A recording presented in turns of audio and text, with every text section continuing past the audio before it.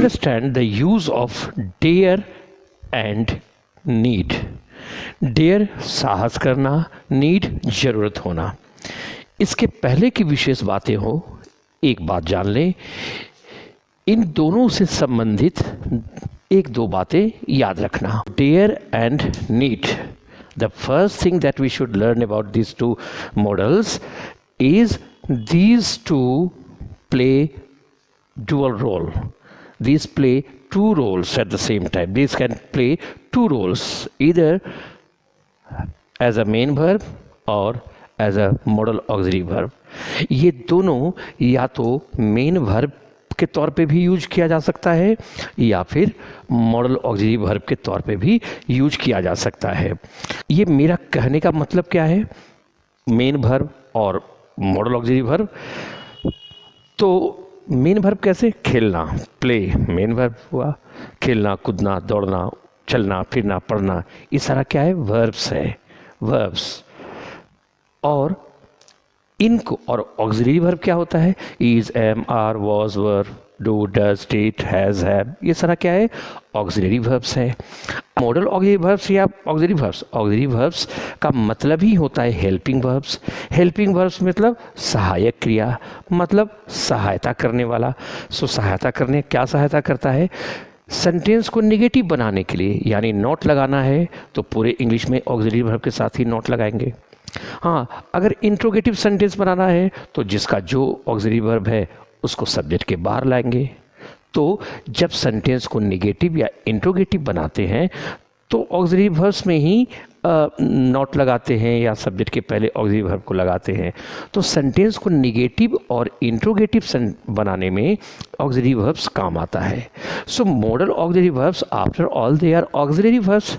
So these modal, all the modal auxiliary verbs that we studied a little earlier, they will also help us in making a sentence either negative or an interrogative. तो वो जो model auxiliary verb पढ़े थे वो भी तो भाई सहायक क्रिया ही है, नाम है मॉडल ऑक्सिलरी वर्ब्स, लेकिन वो भी तो सेंटेंस को नेगेटिव और इंट्रोगेटिव बनाने में मदद करेगा. यानी इन सबों में हम नॉट लगाते हैं या प्रश्न बनाते हैं. नॉट लगाकर नेगेटिव सेंटेंस बनाएंगे या इनको बाहर लाकर इंट्रोगेटिव सेंटेंस बनाएंगे. अब कहता ये है कि जैसे वर्ब होता है खेलना, दौड़ना, पढ़ना, जैसे ये सारा क्या है, वर्ब्स. तो ये वर्ब्स के तौर पे भी ये दोनों काम कर सकता है. और दूसरा ऑक्सिलरी वर्ब जैसे is, am, are, do, does, was, were, ये सारा ऑक्सिलरी वर्ब्स है. तो इसी तरीके से ये दोनों भी ऑक्सिलरी वर्ब का भी काम कर सकता है. This is what we have to understand. तो डेयर और need play two roles. If needed, they can play the role of a main verb. जरूरत पड़ने पर यह main verb का काम कर सकता है. And if needed, it can also work as a modal auxiliary verb. इस मीन्स जब ऑक्सिलरी वर्ब हो ही गया तो आप नॉट लगा सकते हैं, सब्जेक्ट के पहले ऑक्सिलरी वर्ब इसको लाकर इंट्रोगेटिव बना सकते हैं. सो अब देखो, ये पहली बात हम लोगों को याद रखना है. This is the first thing that we should learn. Now the second point that we should understand here is कि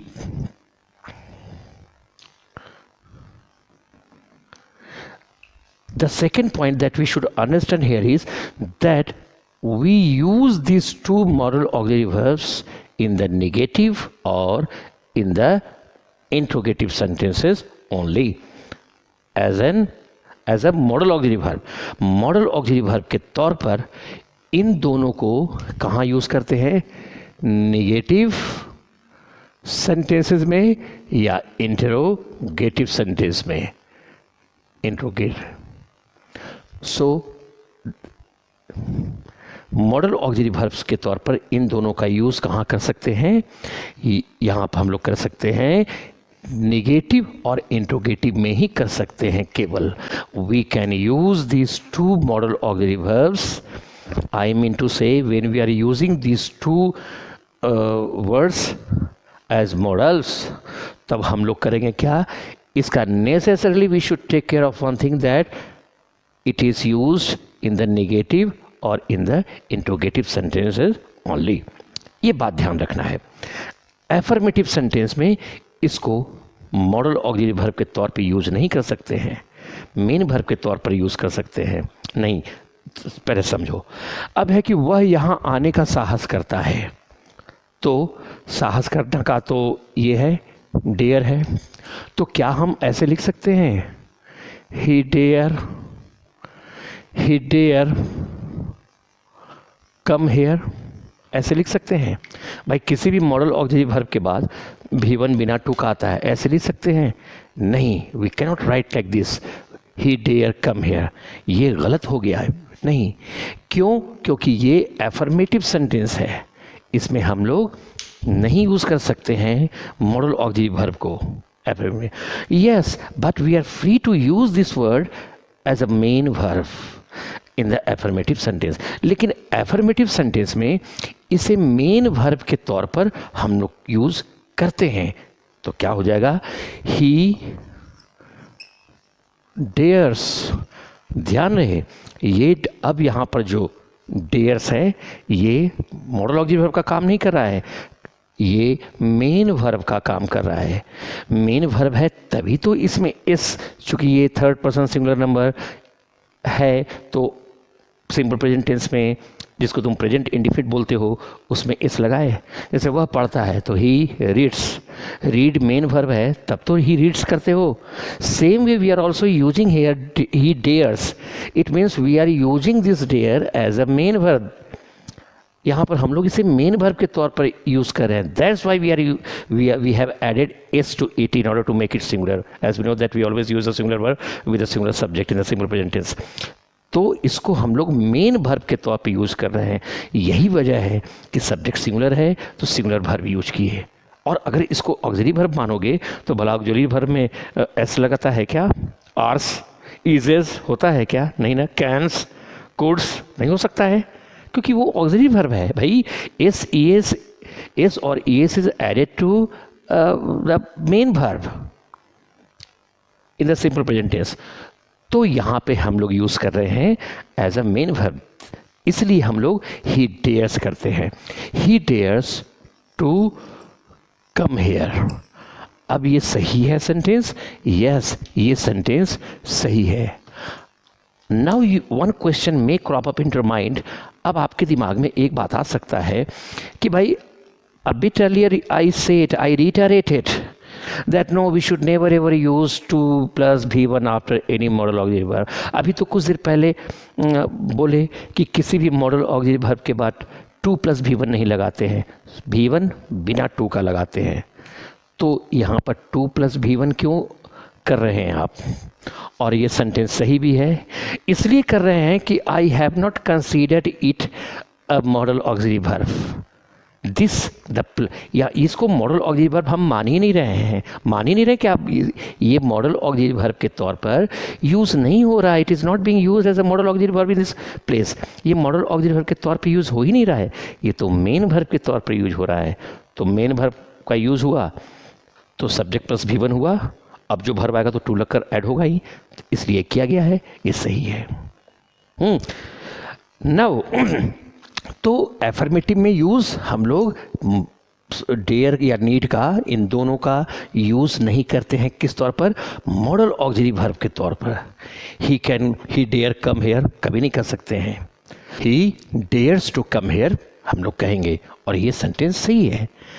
यहाँ पर डेयर मेन वर्ब हो गया। नाउ कम टू दिस, वह यहाँ आने का साहस नहीं करता है, तो ऐसे बोलेंगे, तो हम लोग ऐसे बोलेंगे he dares not to come here, ऐसे बोलेंगे he dares not to come here. Can we speak like this? तो कहता है नहीं, no we can not use this, क्योंकि यहाँ पर this dare has been used as an auxiliary verb, rather we should call a model auxiliary verb। यहाँ पर dare का यूज़ मॉडल ऑक्सिलरी वर्ब के तौर पर हुआ है। Now how to recognise whether it's been used here as a modal auxiliary verb और as a main verb? भाई पहचाने कैसे कि यहाँ ये मॉडल ऑक्सिलरी वर्ब के तौर पर यूज हो रहा है या मेन वर्ब के तौर पर? Very simple, very simple. Not को किसी भी ऑक्सिलरी वर्ब के साथ ही रखा जाता है। इसके ठीक बाद नॉट लगा हुआ है, इट मीन्स ये ऑक्सिलरी वर्ब है, ये ऑक्सिलरी वर्ब है। तो जब ये ऑक्सिलरी वर्ब है तो ऑक्सिलरी वर्ब में तो एसीएस लगेगा नहीं, क्या करोगे, डेयर करेंगे. Same exactly in the way we cannot use cans, we cannot use ises, we cannot use wases, नहीं कर सकते हैं क्योंकि वो ऑक्सिलरी वर्ब है, उसमें एस कैसे लगा सकते हैं. Same way since we have seen it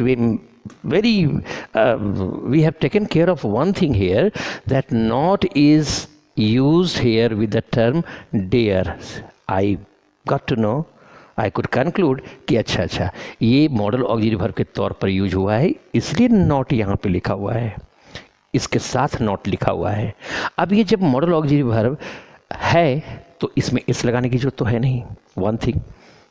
second thing, we have already studied that अगर ये मॉडल ऑक्सिलरी वर्ब हो ही गया, we know that after any of the modal auxiliary verbs we use V1 without to, यानी कि हम लोग इस टू कम को नहीं, टू कम जो लिखे हैं ये तो गलत हो जाएगा, क्या लिखना होगा, कम, V1 विदाउट टू. तो सेंटेंस क्या हो जाएगा, ही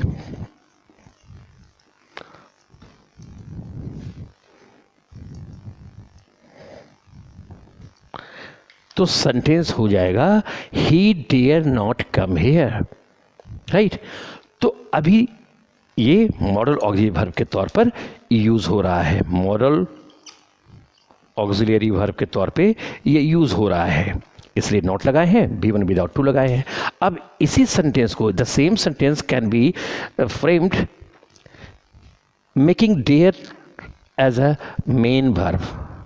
now the same sentence can be this sentence. वो अब इसी सेंटेंस को वह यहाँ आने का साहस नहीं करता है जिसका इंग्लिश हम लोग बनाए, he dare not come here. Now the same Hindi sentence can be framed making dare as a main verb.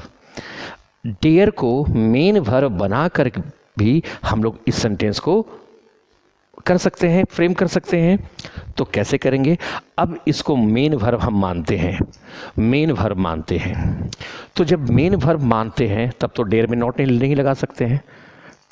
Dare में गो नॉट होता है क्या, स्पीक नॉट होता है क्या, वो तो वर्ब है. जब उसको मेन वर्ब मान रहे हैं तो उसमें तो नॉट लगाएंगे नहीं.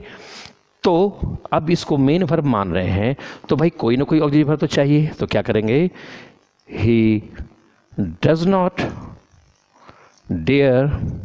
अब यहाँ क्या है, ये मेन वर्ब का काम कर रहा है और ऑक्सिलरी वर्ब का काम तो डज करने लगा. और डज के बाद क्या करते हो, V1 आता है, मेन वर्ब आता है, वह नहीं खेलता है. ही डज नॉट प्ले, तो डज के बाद नॉट के बाद क्या आया, प्ले, मेन वर्ब है. Same way dare has been use here after does not. It simply means that it is a main verb, we are using it as a main verb. इसको main verb के तौर पर मान रहे हैं हम लोग. तो जब ये मेन वर्ब हो गया तो भाई कोई ना कोई ऑक्सिलरी वर्ब तो चाहिए हम लोगों को जिसके साथ हम लोग ये नॉट लगा सके. Not alone can not be used in a sentence. तो अब हम लोग डज ऑक्सिलरी वर्ब के साथ नॉट लगा रहे हैं और ये मेन वर्ब हो गया. He doesn't dare, he does not dare. अब जो वर्ब आएगा तो टू लगाओगे ही, टू कम हियर, बिल्कुल सही. वह यहाँ पढ़ने के लिए नहीं आता है तो क्या बोलते हो, ही डज नॉट कम. कम के पहले तो टू नहीं लगाते हो, ही डज नॉट कम. लेकिन अब उसके बाद जो वर्ब आएगा उसके पहले तो टू लगाएंगे ही, V1 के पहले. तो ही डज नॉट कम, कम के पहले टू नहीं लगाते हो. सेम डेयर के पहले टू नहीं लगाए हैं. पढ़ने के लिए, टू स्टडी. अब जो वर्ब आता है स्टडी तो उसके पहले टू लगाते हो. बाई सेम यहाँ पर भी कम आया, V1, टू लगाए. This what we have to understand. The same story is with the term need, modal auxiliary verb need. अब need के साथ भी यही बात है. जैसे एक सेंटेंस लीजिए, तो ये एफर्मेटिव सेंटेंस है. एफर्मेटिव सेंटेंस में क्या ऐसे लिख दें, ही नीड कम हेयर, ऐसे लिख सकते हैं. क्यों भाई, नहीं, हम मान लो suppose a thought comes to your mind that yes, I want to use need as a modal auxiliary verb. अगर हम लोग दिमाग में बात आता है कि भाई इसको हम लोग मॉडल ऑक्सिलरी वर्ब मानकर यूज़ करते हैं, और जब मॉडल ऑक्सिलरी वर्ब है तो सब्जेक्ट सिंगुलर हो तो थोड़ी ना ऑक्सिलरी वर्ब में थोड़ी ना एस लगाते हैं, नहीं लगाते हैं। तो ही नीड कम हेयर, क्या ऐसे कर सकते हैं? हरगिज नहीं, हरगिज नहीं, क्योंकि एफर्मेटिव सेंटेंस में डेयर और नीड का यूज़ नहीं होता है as a modal auxiliary verb, होता ही नहीं है। Since need and dare, these two models are not used in the affirmative sentence, so we are left with no option but to use this need here as a main verb. As a main verb use करना होगा। तो हम क्या करेंगे? He needs to come here। अब ये सही है गलत है? सोच लो। थिंक, नीड के बाद 2 + V1 है, सही है? एग्जैक्टली, बिल्कुल ये बिल्कुल सही है। क्यों सही है? क्योंकि यहाँ पर ये नीड्स जो है ये मेन वर्ब का काम कर रहा है, मेन वर्ब। तो जब मेन वर्ब है तो इस तो लगेगा ही, चूँकि थर्ड पर्सन सिंगुलर नंबर है, सब्जेक्ट सिंगुलर तो वर्ब सिंगुलर, जैसा प्रेजेंट इंडिफिनिट टेंस में हम लोग पढ़े थे। तो एफर्मेटिव में हम लोगों को डेयर और नीड का यूज़ नहीं करना है। Now come to the negative sentence. अब जैसे उसे वहाँ आने की ज़रूरत नहीं है, तो क्या करेंगे? He needs not to come here. क्या ऐसे करें? No no no, never, wrong. क्यों रॉन्ग? क्योंकि need here once again as in the case of dare, जैसा कि डेयर में देखे थे, same way need here is being used as an auxiliary verb, जिसको आप कह रहे हैं मॉडल ऑक्सिलरी वर्ब, ठीक ना? मॉडल ऑक्सिलरी वर्ब आप कह रहे हैं, उसी के तौर पे यहाँ पे यूज़ किया जा रहा है। हम कैसे समझें कि ये मॉडल ऑक्सिलरी वर्ब के तौर पे यूज़ कर रहा है? वेरी सिंपल भाई, वेरी सिंपल। आप नॉट जो है इसके साथ यूज कर रहे हैं। नॉट का यूज कहाँ होता है? कोई ना कोई ऑक्सिलरी वर्ब के साथ ही, यानी ये ऑक्सिलरी वर्ब है। और जब ये ऑक्सिलरी वर्ब है जिसको आप मॉडल ऑक्सिलरी वर्ब कहते हैं, तो इसके साथ ऑक्सिलरी वर्ब के साथ तो कभी इस लगाते नहीं हैं। तो क्या करेंगे? ही नीड नॉट। अब जब इसको मॉडल ऑक्सिलरी वर्ब आप समझ ही चुके हैं, तो किसी भी मॉडल ऑक्सिलरी वर्ब के बाद हमेशा V1 विदाउट टू लगता है। तो ये जो टू लगा हुआ है V1 के पहले, तो मॉडल ऑक्सिलरी वर्ब के बाद V1 विदाउट टू होना चाहिए, टू के साथ नहीं। तो उस टू को हटाइए, तो he need not come here. अब ये सेंटेंस सही हुआ। अच्छा, once again we can also frame the sentence making need main verb. अब नीड को मेन वर्ब के तौर पे भी इस हिंदी का इंग्लिश बनाया जा सकता है। तो जब हम इसको मेन वर्ब बनाएंगे तो भाई we need another auxiliary verb जिसमें हम नॉट लगा सकें। तो क्या करेंगे? He does not need. अब डज नॉट नीड, अब यहाँ पर क्या काम हो रहा है? ये मेन वर्ब का काम कर रहा है, main verb.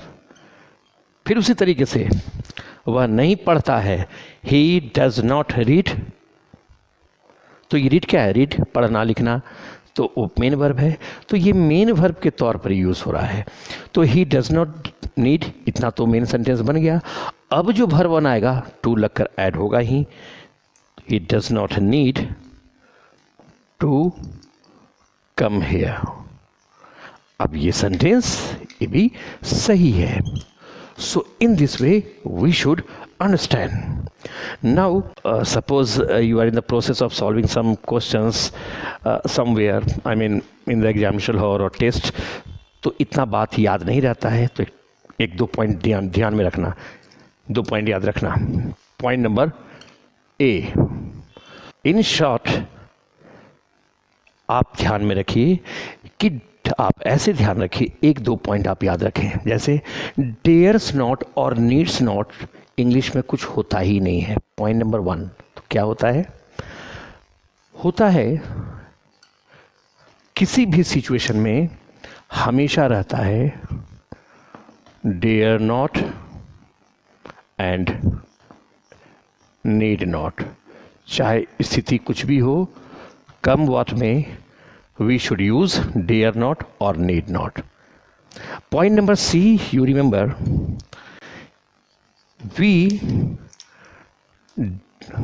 point number C, remember, dare not and need not, इन दोनों के बाद हमेशा V1 विदाउट टू आता है। 1 to 3 पॉइंट्स हमेशा याद रखो। So if you are required to answer questions in the twinkling of an eye, you please bear 1 to 3 points in your mind. ठीक, but in detail we should understand. Interrogative sentence में dare और need का use होता है, negative में और interrogative में। कैसे? क्या वह यहाँ आने की साहस करता है? इंट्रोगेटिव है, आप कीजिए, dare he come here. So in this way we have to understand.